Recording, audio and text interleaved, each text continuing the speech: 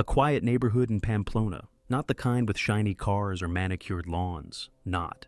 Dust, narrow streets, a family of immigrants fighting to survive, and in the middle of it all, a boy, tiny, fast, almost invisible, NICO.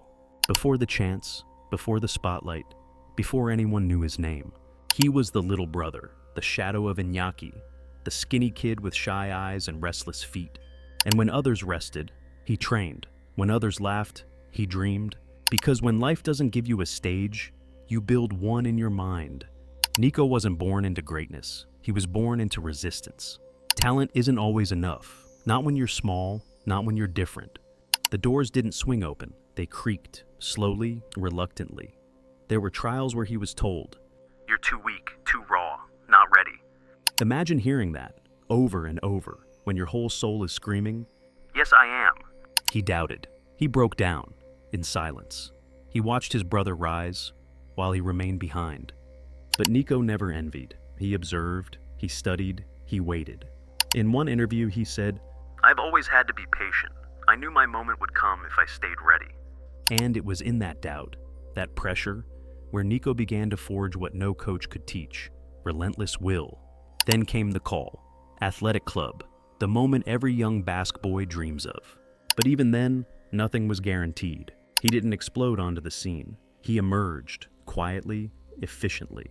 A pass, a sprint, a goal, and suddenly, the stadium knew his name. Whispers turned into chants, doubt turned into belief. And most of all, he began to believe in himself. He was no longer Iñaki's brother. He was NICO Williams, a player of his own making. Fast like wind over fire, elusive like a shadow at sunset. And every time he wore the red and white, he carried his family on his shoulders. In an interview, he said, "Every game I play is for my parents, for everything they sacrificed." That's not football, that's purpose. Then came LA Roja, the Spanish national team, the pressure, the expectations, the weight of history. But NICO smiled, not because it was easy, but because he had already faced harder battles, in silence. He ran past giants, he danced on the wing, he created chaos, joy, fear, magic. He didn't just play, he proved he belonged. And there, in front of the world, he gave voice to every silent kid training in the dark, to every young player doubting if they'll ever make it. NICO's success isn't just talent, it's resilience dressed in boots. He reminds us, "You don't need to roar to be powerful.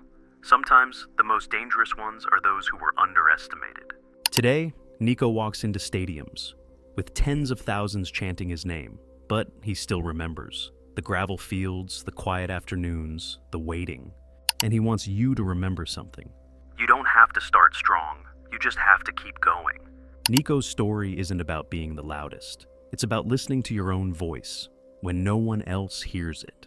To every young player watching, when you're told you're not ready, when you're benched, when your dream feels far, remember NICO.